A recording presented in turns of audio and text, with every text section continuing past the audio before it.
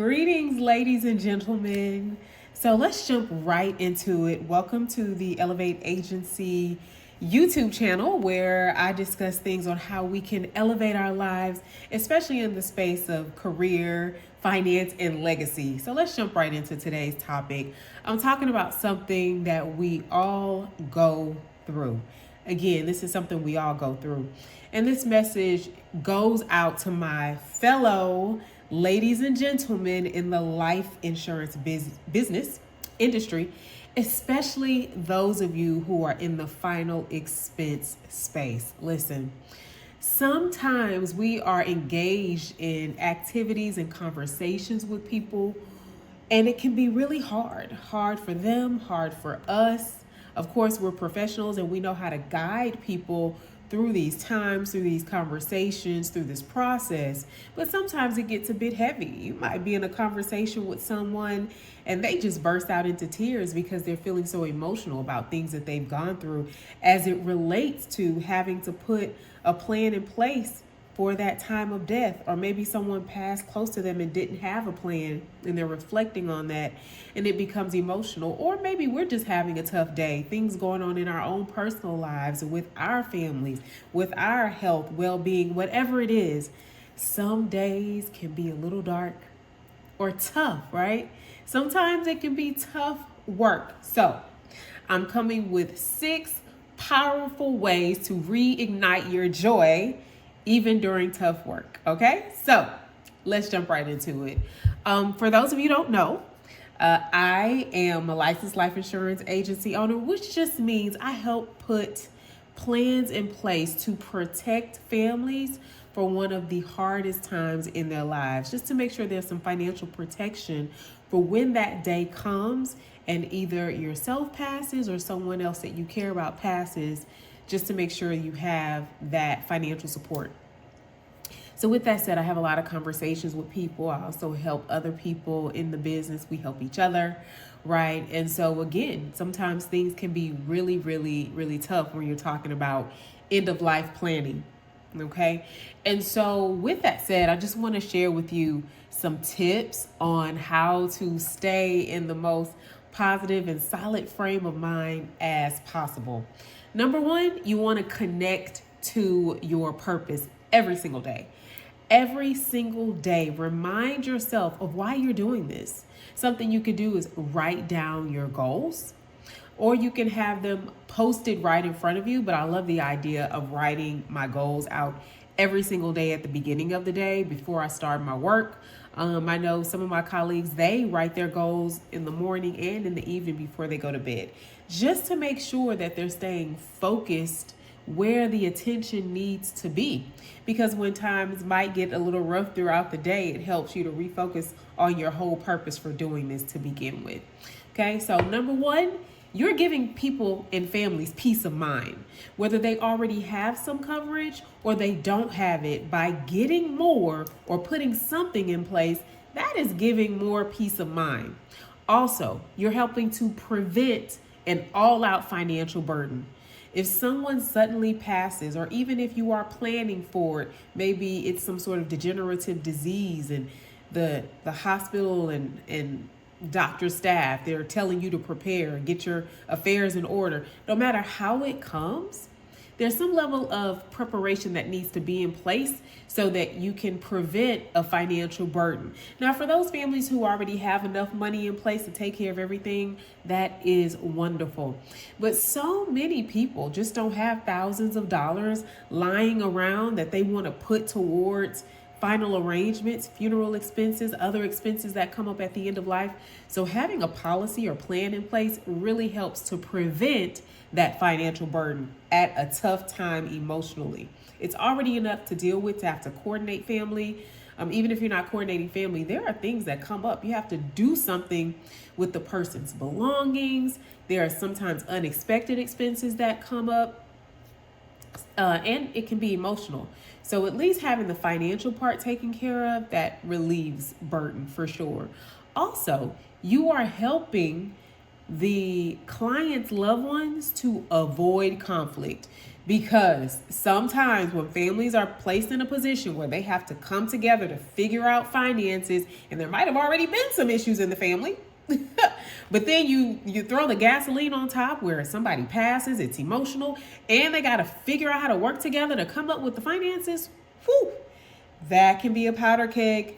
So by having this plan in place and a clear beneficiary who's going to take care of things, especially if there's a will or a final wishes planner where everything's already written out, it just really removes the guesswork and it lowers conflict.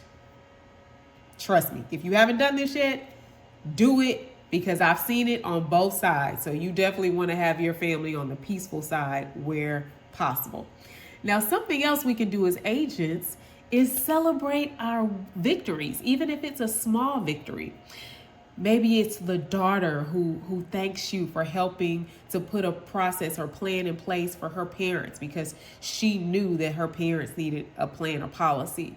Maybe it's the family that you helped secure coverage that had a plan or policy in the past that expired or it lapsed for some reason. Now they have more peace of mind because now they have coverage again.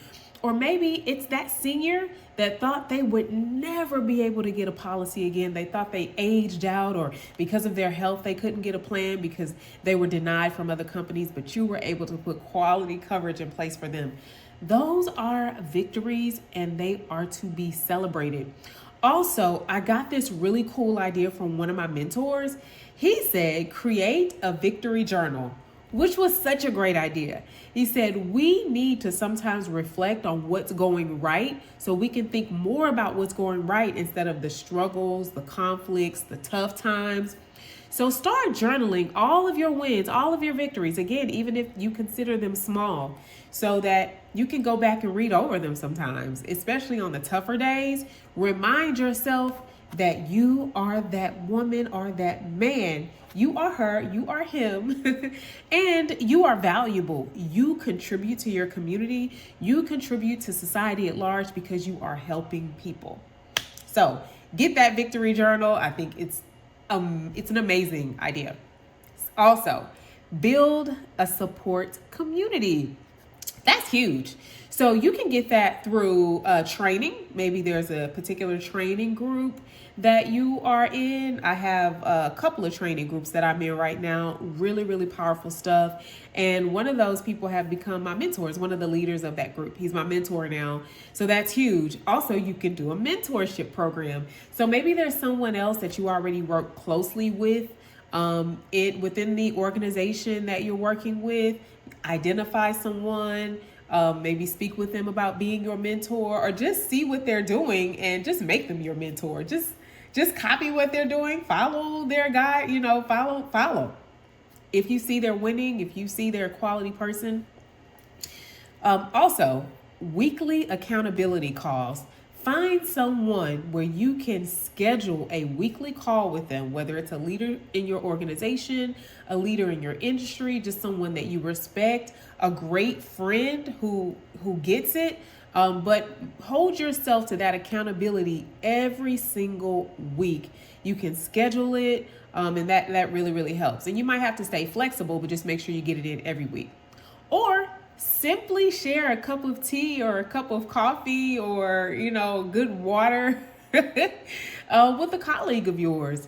Just by sharing stories, talking to each other, sharing experiences, it lets you know that you're not alone. Some of the things that you might think, oh, I'm the only one that's having a tough time with this, or I'm the only one going through that on some of my calls and conversations with people. By talking to other people, you'll find out you're not the only one. So that really, really helps. Again, building that strong support community. Something else you can do. Master mindful transitions. What I mean by that, sometimes in final expense conversations, they can be very emotional. I recently had a conversation with a beautiful seasoned woman who recently lost her husband. Maybe about 8 months ago. It's still very fresh. And so, she was quite emotional. She cried several times during the conversation. I just felt so deeply for her. But we were able to get through it. And by the end of it, I just really felt for her. So when we have tough conversations, that's just one form of a conversation that could possibly weigh heavy on you or possibly be draining. Sometimes you talk to angry people. It's like, hey, I'm here to help. And they're giving you all this pushback and anger, and you know that you haven't done anything to deserve that. So that's their own deal, but they're just projecting onto you. So what you can do is take a quick, deep breathing exercise or session. Just deeply breathe in and breathe out. You can do 10 of those. That helps a lot, even if you just do 5. Sit there, close your eyes, deep breathe, regulate, feel it in your heart. Know that what you're doing is the right thing. You're helping people, reminding yourself of that. Deep breathing, it just resets your mind, body, and soul in your heart. Also, you can take a quick 2-minute stretch, get some stretches in. Stretching is always good. Okay. Also, you can do a quick walk. So if weather doesn't permit, walk around your home, do some leg lifts, get some physical movement in there. That really helps to release things. When you move your body, you're not only getting the physical activity, but emotionally you are letting things go. So that physical activity helps a lot. Like getting out in nature, that is huge. Even if it's just for like a quick 2 to 5 minute walk, it will help to reset your mind, body, and spirit. Also, try this mantra. I show up with calm, clarity, and compassion. One more time. I show up with calm, clarity, and compassion. It just shows, and you can exemplify the ability to control your emotions, be the professional, and don't allow other people to sway you from standing firm on what you know to be true and being able to remain calm and in control even through some of the toughest times and toughest conversations. Okay. Also, you can have a what they call the dashboard pep talk, because nothing says top producer energy like hyping yourself up. Like sometimes you just got to get in the mirror, and just hype yourself up, whatever that means to you. Say those positive things. Get yourself going. Be your own hype person. Hype me up. Okay. All right. Almost there. Number 5. Curate your sonic environment. Now, I love this one as a music girly. For those of you who don't know, I am a performing artist, singer, and songwriter. I've released a lot of music, and I'm so grateful to also be able to help my community through offering life insurance solutions. Now, because I'm such a music girly and I know how powerful music is, I say curate a playlist so that you can have music to help to shift your environment, create the environment that you want to be in. I have music that I play at the beginning of the day with very affirming messages. I have some sounds that I'll play in the background while I'm working as well to help me with focus and calm. I have my after work unwinding music. I also have my workout playlist. So by having this sonic experience, if you will, it can just help to shape your day in the ways that you like it to. So allow music and sounds to support you, because it's really, really huge. There's vibration in everything. Our bodies resonate, okay? So there are certain sounds and certain frequencies when we hear them. Our bodies, our minds, our heart resonate at a certain level, and it can help to not only soothe and calm us, but also be healing. So don't leave that behind. Use music and sounds to your benefit. Finally, number 6, invest in continuous growth. So I mentioned earlier that I am a part of a mentorship group, a training group. So you can also continue to learn your product knowledge. That's huge. And there will always be shifts and changes within the industry. And even if you're in a different industry, you have to be adaptable and continue to learn what's going on today. We know that there is exponential growth when it comes to technology. That's not going to stop. So you want to keep learning what's going on. What are the top things going on in your industry? So keep learning, keep practicing your communication, because our communication skills are so very important. It is imperative that the person you're speaking with understands what you're saying and that you're understanding what they're saying. So top tier active listening, that is another part of communication. And if you're having some struggles, or you just want to be able to communicate yourself in an even better way, keep studying it. Keep studying it. There's so many tools out there. There are books, there are groups. You could just video yourself speaking, play it back, listen, record yourself on a call or during a presentation, play it back, watch, listen, critique yourself, give yourself feedback, and then build on that information. Also, you can join other groups, meet up groups with other agents, join national organizations or regional organizations with other agents, see what other people are doing. Fellowship with just like-minded people in the industry. That's huge too. And when there are events where people from your organization are getting together, or again, regional, national conventions, that kind of stuff, go so that you can learn more and be in the room with other people in the industry, like-minded people. You are going to learn. Networking is so huge, and there is often a cost involved in that. So be willing to invest in yourself. Love yourself enough to invest in yourself, because you are an investment in a bet that you'll never lose on. Okay?